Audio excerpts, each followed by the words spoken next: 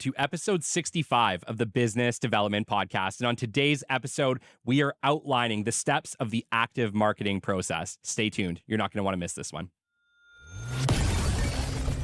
The great Mark Cuban once said, "Business happens over years and years. Value is measured in the total upside of a business relationship, not by how much you squeezed out in any one deal."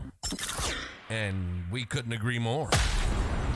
This is the Business Development Podcast, based in Edmonton, Alberta, Canada, and broadcasting to the world.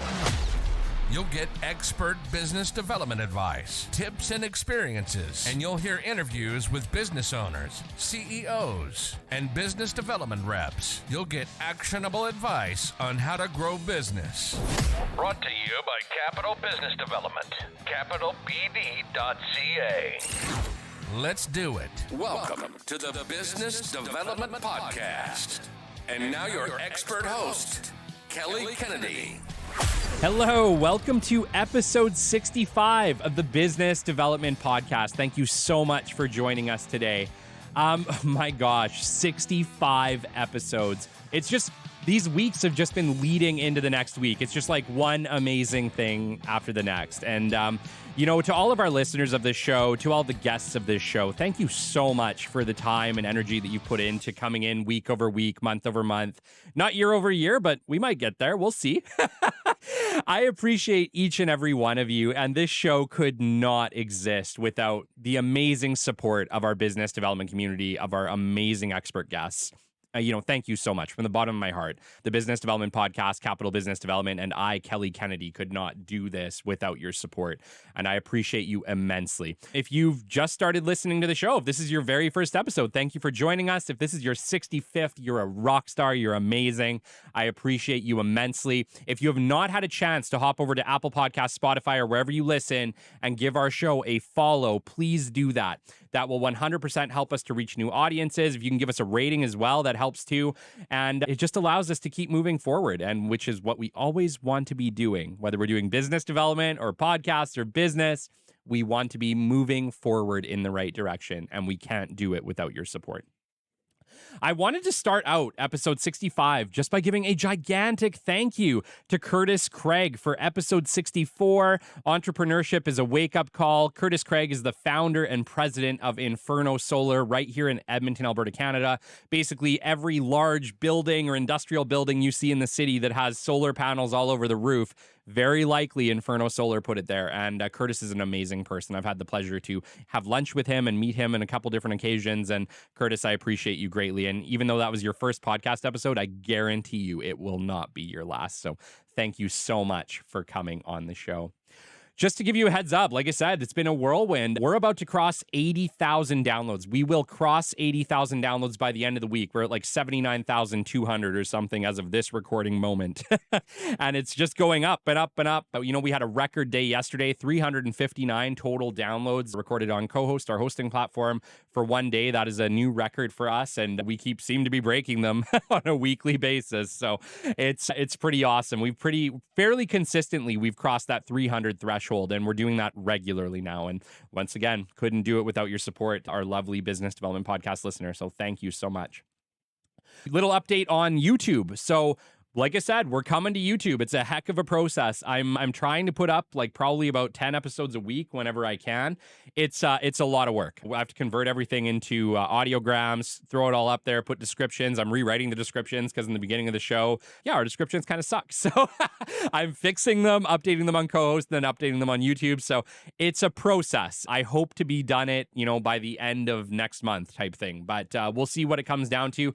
We have 30 episodes on there now. So if you want to go and you like listening on YouTube, maybe this is the first time listening and that's where you listen, hop on over.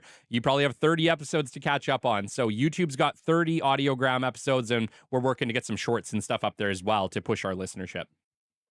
We currently have guests booked all the way to mid-October. And while I don't give names because anything can happen, they are awesome. We have awesome shows coming up. I am so thankful for the level of guests that we're getting on this show, and it's going to be so cool. And if you listen to this show and you're an entrepreneur and you may want to be on the show, you think you have something you can offer our listeners, feel free to reach out to me. LinkedIn, email, doesn't necessarily mean we'll have you on the show. I am a little bit picky about who we're putting on, but if you would like to submit your hat into the bid, or you'd like to get a hold of me, or you think you got a great story, reach out. I'd love to hear from you. You can always do that at podcast@capitalbd.ca as well, just so you know. We are also taking community questions for September 2023. So we've released our August one. I don't have any. I am out of community questions. We answered them all for September. So if you are listening to this show, you're a business development person, you're a president, you're a business owner, and you have business development questions that maybe relate to your situation, your business, and you want some free advice, reach out. Podcast@capitalbd.ca, subject line community questions. Shoot me your questions and we will try to answer them on an upcoming community questions episode. So really looking forward to that. Send them over. I love doing that segment. So shoot, if you got 3 questions, if you got 5, shoot them over. We'll do our best to answer them for you, because if you have questions, so does everybody else. So we love it. Send community questions. All right. And there is something new at the Business Development Podcast. We are now accepting sponsorship applications. If you have a business and you love this show, you should sponsor here. Reach out to me. Once again, podcast@capitalbd.ca with a sponsorship inquiry. Either myself or Cole will get back to you and we can start chatting about what that might look like with regards to sponsorship for your business on this show. So reach out to me. We have various tiers. We have everything from 2 shows all the way to 35 shows. So lots of pricing options, lots of opportunities to get on this show. So if you're interested, we are accepting sponsorship advertisements.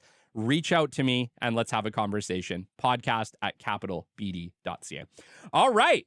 That's it. Sorry, I know that was a little bit long-winded. There was a lot of updates before we hopped into today's show, but trust me, it is worth it. You are going to love today's show. Today, in episode 65, we are talking about the 8 steps of the active business development process. I'm going to lay it out to you. I'm going to show you the best strategy to follow for your business. If you want to grow your business and you want to do better at business development, enact this strategy and watch your business turn around, okay?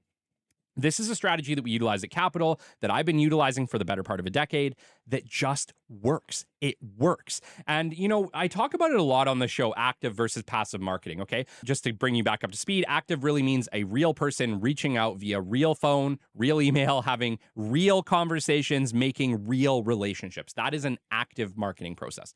A passive marketing process is like your social media strategy, or, the advertisement that you sent to everybody's house, or maybe your radio ad or your billboard, or something that you are putting it out into the ether and you are expecting your customer to come to you, come to us.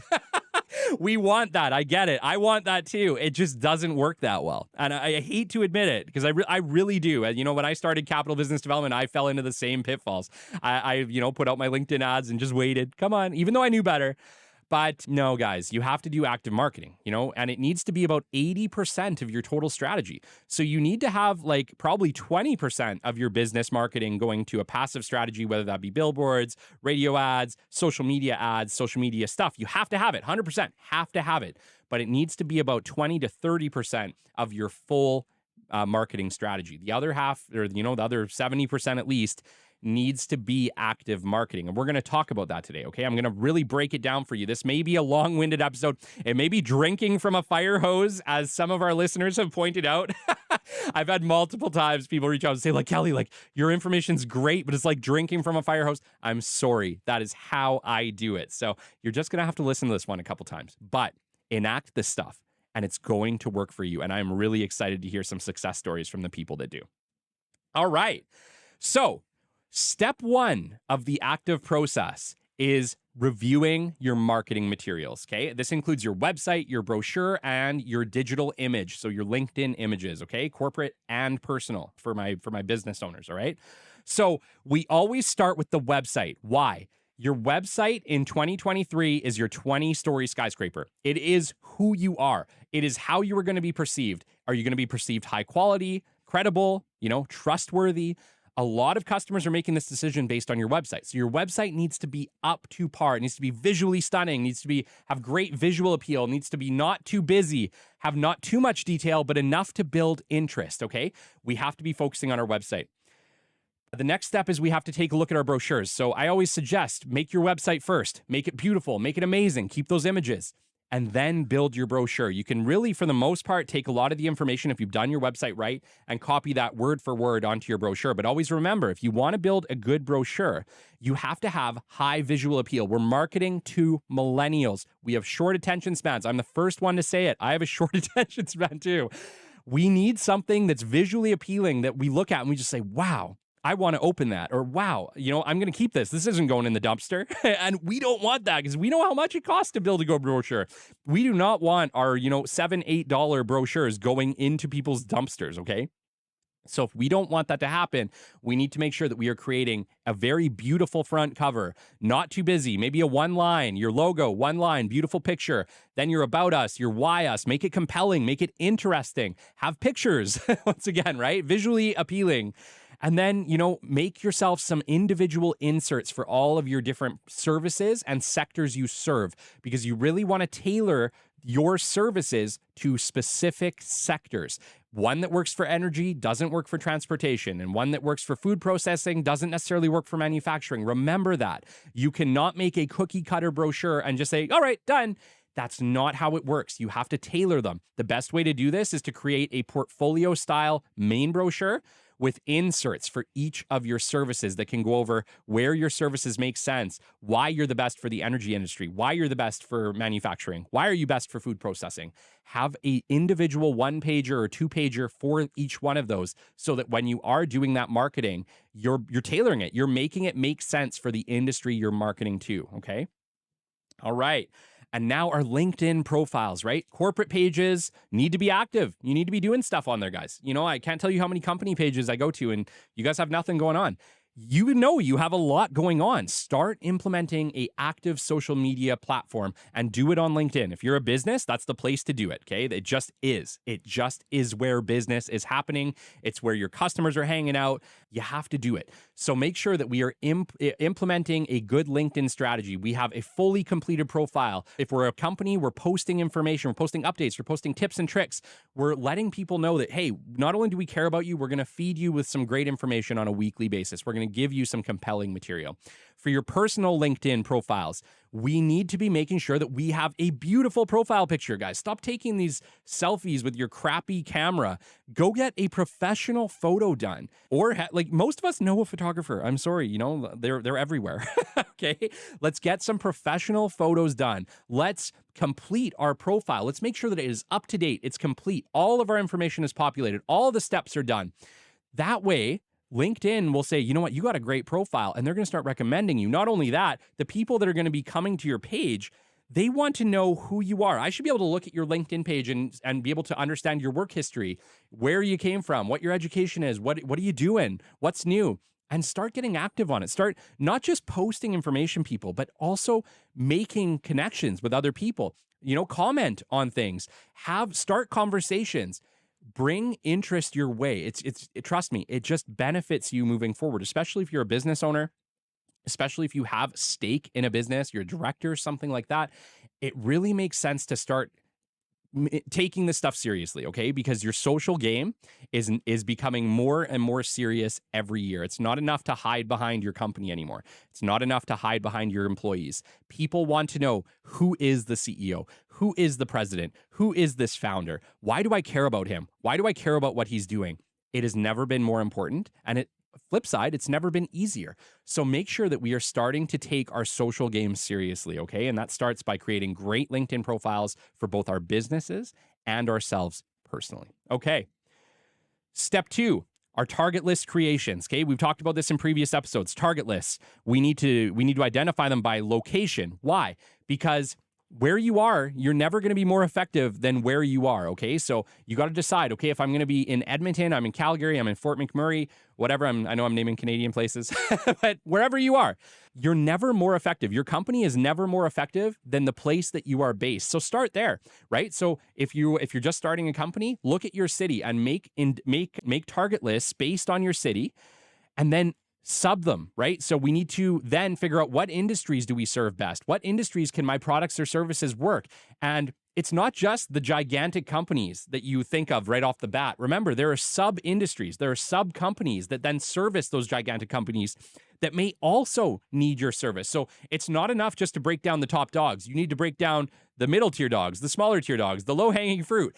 And if you can separate this out and create target lists in these areas, it's just going to give you a great list of people to start reaching out to. You're going to have a better idea of how, do I need to update my marketing material? Do I need to create a new brochure that's more tailored to this industry, the sub industry? But if we break it down with our target list creation, I know that we hate doing it, but trust me, it is mandatory. So the next step 2, is always to do that. And then remember, we also need to collaborate. So this is important, especially when we're doing that target list creation, to be chatting with not just the sales team, but also the operations team, the directors, the presidents. Figure out where they want this company to go and who their ideal prospects are. The target list creation is all encompassing, and you should really have the input of all stakeholders in your company to be able to make sure that you're not missing an industry or you're not missing a crucial target for your business. Okay. All right. Step 3, we need to identify the prospects. Okay. So at this point, we need to take some time and say, okay, we know the company, we know the industry we want to work in, we have the marketing material. Now, who do we reach out to? And remember, it's SCM is the low-hanging fruit everywhere. Everyone thinks, oh, well, if I contact SCM, but remember, SCM is usually the last person to know that there's a problem or that there's a need in a company. And if you have project managers, if you have facility managers, if you have, high-level people deciding, well, hey, we have a problem, but they don't necessarily go to SCM. They have a call list of 3 to 5 companies that they automatically go to. You're automatically disqualified. You're never getting that call if you've just chatted to SCM. You need to start identifying who buys my product or service in the company. And I get it. SCM's an easy one to look at. But remember, it could be operations. It could be, the facility manager. It could be the people in charge of maintenance for the firm. You have to really narrow it down and try to identify who is actually buying our product or service. It's not enough to guess. You need to figure it out. And this is doable, right? You can call a friend. You can call the company and ask who would normally buy this service. But you'll start to see a trend as to at a certain industry who's buying that product or service. And now that gives you that target that you can start to reach out to on LinkedIn, start to make the introductions and ask for meetings, and it's actually relevant, and you're going to have more success than if you just started targeting SCM alone, okay? All right. So we need to identify the prospects, and then we need to establish your CRM. So, okay, we've got this far, okay? We've gotten this far. We've figured out who at a company we need to reach out to. The next step, we need to establish our CRM. And you guys know this. If you are a company, period, you need a CRM system. You need a customer relationship management system. These are easily accessible everywhere at this point. Pipedrive is always my recommended CRM, only because I've used them forever and I've decided that they are going to be the standard that we use at Capital Business Development. There are lots, as long as they are specific to sales and business development, okay? The ones that I've found that are in an ERP system, they're often an afterthought. They tend to be slow, clunky, and not have all the horsepower that you need. It's going to slow you down. And the last thing that you need is your business development people being slowed down, because you need them running at full capacity all the time. So, this could change. Remember, this is September of 2023, okay? If you're listening to this in September of 2029, maybe it's different. I don't know. But as of September 2023, ERP systems I have found are not as effective at the CRM systems as independent CRM companies. So I would start with an independent CRM company and, move them to an ERP system only maybe once they become an active prospect, once they bought. Until they bought, I would keep them in a sales specific or a business development specific CRM, okay? They're often an afterthought in an ERP, not the main plan. CRM flow is critical, okay? A CRM, if you don't use it right, is just as useless as if you don't have one. So it's very critical that we are utilizing our CRMs effectively, okay? CRM flow is very critical, and I'm going to give you a CRM flow that I like to utilize with some of my clients. You can add to this, you can make changes where it makes sense for your business, but this flow in general tends to work pretty effectively. So what I like to do is my step 1 is always my digital intros. So anybody that I've reached out to on LinkedIn, made connection with, sent a brochure to, they hop into that digital intro stage. From there, I move them into contact made stage. This is after I've done my detective work, figured out their contact information, whether that be email, phone number, and I've made direct contact. That could mean you've left a message, but it has to be for them specifically. The next stage I like to have is back burner, because what we want to do as quickly as possible is disqualify, okay? So you can do this in a couple different ways. I don't typically like to remove people from CRMs, like unless it's like for sure a no. So what I like to do is I like to move them into a stage I call back burner. This is people that say I don't have a need for this right now, maybe in the future or whatever. Like it's just not they're not into it. It might be the wrong person or whatever else, but instead of just completely removing this company, what I like to do is I move them into my stage 3, which is back burner stage, okay? The next stage I like to have is future opportunity. This is for the customers that I've contacted and they say, you know what, Kelly, this looks amazing. We don't have a need for this right now, but we may have an upcoming RFQ in like Q2 or Q3. Reach out then. Great. Move them to future opportunity and make sure that you have follow-up notes in there. Your next stage after future opportunity is your meeting booked. So this is where we're always trying to take people to. These are the people that you talk to in contact stage. You've asked for the meeting. They said yes, and you're like yeah, and then we move them to meeting stage. Pretty self-explanatory. Okay. After meeting stage, once we've had the meetings, I always move them into a next step stage. Okay. Next steps means we've had the meeting. There's something to do now, like whether that be they need to do a vendor list application or they have an upcoming RFP. But either way, we've met with them. And this is how we track people that we have met with. I like to move them into next steps. Then from next steps, I like to move them into current customers. So once they've actually purchased, maybe the RFP went through and they bought, great. Now they're current customer. And now it's no longer your problem as business development to manage. It's account management's job now. So this is the flow that I really like to use with my CRMs. I find it very effective, and I think you will too, especially if you were just setting up a CRM for the first time. And our last kind of thing with regards to CRMs, we have to use complete data, right? Your CRM is only as good as what you feed it, okay? It's very, very critical that we are feeding our CRMs with good data. Like it has all the information from the contact. What was that? Nowadays, a lot of you are using meeting summaries when you're going into meetings. Copy the meeting summaries in there. Make sure that you have really good data going into your CRM because heck, if it's that person that's asked you to follow up in 6 months, you think you're going to remember? Trust me, you're not. You're not going to remember. And it's like one thing, we can go back to emails, like we can do it the old school way, or we can just be smart about it and make sure that if we have comprehensive emails, if we have all that, it's in the CRM, it's in that interaction with the customer. So make sure that your CRM data is always accurate, is always detailed, and could be understood even if you come back to it in 6 months and have no idea what the hell you talked about. You should be able to take a quick peek at the CRM and know exactly where we're at with that customer in a 6-month period, okay? All right. Okay, now we're moving up to step 5. Step 5 is our very first main step in the business development process when we're reaching out to people. That's our LinkedIn or other digital introductions. I love LinkedIn for this. Honestly, LinkedIn digital introductions is like one of the key things that we like to utilize. Why? Because we live in a day and age where you can search the people in the specific role that you have identified buys your product or service. Great. Add a whole bunch of them. You can add 100 a week. 100 prospects a week can be added on LinkedIn.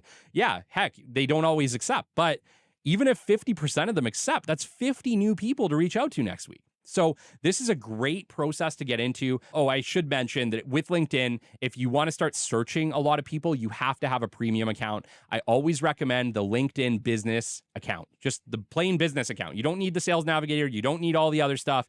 If all you're doing is trying to send 100 invites a week to potential prospects, make that connection, I don't think there's anything better than the business account. So just get the business account, save yourself some money, and just connect with them and send those digital introductions, okay? So we want to add 100 prospects a week. We want to create a very short and sweet digital introduction. This is like one paragraph, right? You can your experience may vary and you can figure out what amount works for you, but remember, shorter is better when it comes down to LinkedIn. You definitely want to send a nice short and sweet introduction.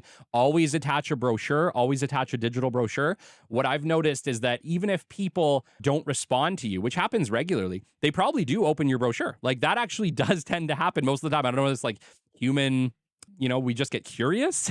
We have curiosity as humans. But even if they don't respond to your message, most of the time they open your brochure. And what did that do for you? That turned a cold call into a warm call because now they actually know who you are. They've read your brochure. They know what XYZ company does. And when you do make that cold call, it gives you just a little bit of an advantage that you don't get if you don't do this, okay? So we always want to do our digital introductions first. Short and sweet introduction, attach brochures, and then make sure that we are adding this person into the CRM. I get it. You don't have all their data yet. That's fine. That's fine. Put them into a LinkedIn digital introduction space. Put that you've added them on LinkedIn, put their name, whatever information you can find from that. And now this is your target list to shop from to find the contact information and turn that LinkedIn digital introduction into a contact made stage and start moving them down the line, right? But we got to do the detective work to get there, okay? So we've done the LinkedIn digital introductions. Now we're at the contact stage. Step 6, contact stage. Use your detective skills to get the contact info. So start going through your LinkedIn digital introductions. Try to find phone numbers, emails, direct ways to reach out to these people in person, okay? We want to reach out via phone or email. Yeah, this is where the cold calls and the cold contacts start to come in, okay? And this is where if you do this on a regular basis, you are going to get better at it. I get it. It's scary. Cold calls suck. They're hard. I know, but the only way that you're going to get better at it is to do it and do it consistently, because consistency is key in business development. You need to hold yourself to a standard and stick to it. But if you do that, you're going to get better and better and better. Your pitch is going to get better and better and better. And you're going to find that what used to be hard to make 5 calls starts to become not that challenging at all to make 20 or 30 calls. Believe me, you hit a cold call cadence and away you go. So get them into that contact stage, okay? So use your detective skills, get the contact info, reach out via phone or email, introduce your company in a compelling way, right? Hey, XYZ company, I work for this company and we do this, this, and this, and I think that this could be something that you guys could use. I just wanted to make this connection. Do you mind if I send you a formal email?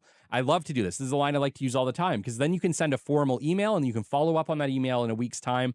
And usually if it's compelling enough, you can get a meeting from it. So you always want to start doing that and make sure that you are introducing your company in a compelling way. Always, whether it be a formal email, speak to the need you solve, speak to why your company does it best. Explain to them why they should be interested in your company, because your job in business development, in marketing, is to build interest in your company, to build so much interest that the customer has to learn more and they will want to have a meeting, okay? So that's always where we're trying to get with this. Remember to make weekly contact until you disqualify or move to a meeting, right? Our job here is to disqualify customers as soon as possible or move them to a meeting as soon as possible. Either one of those outcomes is ideal. The outcome where you disqualify is great, because now you don't have to waste another 5 weeks on this customer. They're gone. Who cares? On to the next. And if you move them to a meeting, great. Don't stop there. Get another one. Start again. Remember, one meeting's not enough. You need to book meeting after meeting after meeting as often as you can. And so we need to make sure that we are always moving these people to either a disqualification or a meeting, and that we're only following up once per week. Why? You do not want to become that super annoying, pushy salesperson. You do not want to be that person. You do that by showing a little bit of respect. And what that means is we hit the ball over the net once a week. If they don't hit it back, who cares? Hit it back again the next week. But don't keep reaching out after reaching out after reaching out. You will disqualify yourself so quick, your head will spin, okay? Don't be that person. Once per week. Hold yourself to that rule. Trust me, it will work for you. All right. So, and then remember, when you do get the customer on the line, ask for the meeting, okay? Always remember, what is our goal in business development? We need to get in person. We need to have that face-to-face interaction. We need to build a relationship. You cannot do that over emails. You cannot do that really that well. You can somewhat do it over a Teams call, but it is just not as effective. We want to try to get to face-to-face in-person meetings whenever possible, okay? We need to do that as often as we can. Whenever we do that in person, it's just more effective. So remember, always the goal of the contacted stage is to get them either disqualified or to a meeting. Make sure that we're asking for it. If you ask, you will receive. If you do not ask, you will not get what you want, okay? Make sure that you're asking for the meeting. Give a compelling reason as to why that might be, okay? All right. Now we're in step 7, the actual meeting. Okay, here we go. So we've done all the work. Great. We've got there. Now it's game time, right? The meeting, we need to have in-person meetings whenever possible, like I just discussed in the last part. Step 7, meetings, we have to have in-person meetings whenever possible. Whenever possible as well, have the meetings in a neutral location. This is why lunch and coffee is amazing. You get out of your office, they get out of their office, you're meeting as individuals. You no longer have that like power struggle being in each other's offices. If you can have it in a neutral location, it's actually better to create relationships. So If you can have that at lunch, I love lunch, I love coffee, anything where you can get out of your offices, meet the person, and really have like an organic conversation in a neutral place where you're both kind of on even ground. That's definitely the best way to do it. So meet in a neutral location. Make a real connection, right? So remember, like, I get it. We're there to talk business. Everybody knows this. Don't start there. Right? You don't have to just sit down and be like, okay, my company does. No, don't do that. Would you do that with a friend? No. What are you trying to build? A friendship. Okay. I get it. It's tough. But we have to maybe be a little more vulnerable. We have to maybe be open to answering harder questions and asking open-ended questions. How was your summer? How's your vacation? How's your kids doing? How many kids do you have? What do you do for fun? Did you guys go camping this year? Do you ride motorcycles? What are your hobbies? Start asking. Learn about, show genuine interest, right? We need to show genuine interest to people because that is what we need to do to build relationships. And the business comes, okay? Mark my words, it always comes. It might be the last 5 minutes of your conversation. Great. The job is done either way, okay? Mark my words. It can be done either way. If you start with business and you're Mr. Business or Mrs. Business and you're just going, you're not really building a relationship. I hate to admit it to you. If this is your approach right now, it's not working very well because you aren't able to relate to that person as a person. And that's what we all need as humans. We need to be relating to each other. And you do that by connecting. Talk about your family. Talk about work. Talk about your struggles. Talk about your struggles. Talk about what was hard last week. Talk about what is amazing this week. Have some emotion, be a real person, and you are going to be much, much more effective at your meetings, okay?